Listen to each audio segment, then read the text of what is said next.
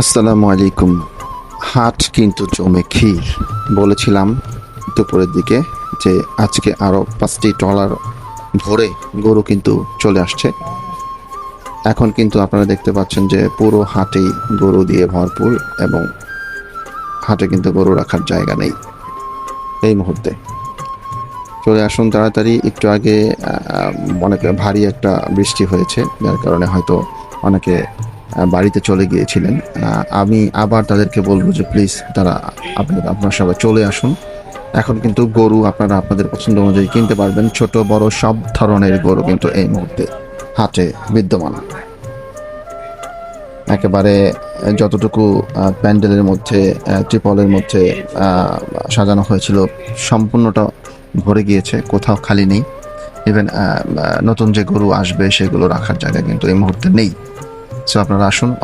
ইতিমধ্যে অনেক মানুষ কিন্তু ভিড় করছে, দরদাম করছে। আপনারাও আসুন, দেখুন, দেখে শুনে বুঝে আপনাদের কোরবানির পশুটি কিনে নিয়ে যান। আমি আপনাদেরকে কিছুটা দেখানোর চেষ্টা করছি যে হাটটা বর্তমানে কতটুকু জমজমাট এবং কত মানে কি পরিমাণে গরু আসলে এই মুহূর্তে হাটে আছে। আপনারা একটু যারা বাগড়া বাজারটা চেনেন তারা যদি একটু দেখেন তাহলে কিন্তু বুঝতে পারবেন যে কোথা থেকে শুরু করে আমি কোন জায়গা পর্যন্ত যাচ্ছি আসলে।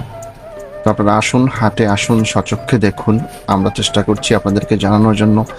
জানি না কতটুকু জানাতে পারছি, ব্যর্থ হচ্ছে কিনা বা সফল হচ্ছে কিনা সেটা পরের বিষয়। আপনারা আসুন, এখানে আসলে আপনারা আপনাদের পছন্দসই কোরবানির পশুটি কিনতে পারবেন, এই ব্যাপারে আমরা একদম নিশ্চিত করে বলতে পারছি ইনশাল্লাহ।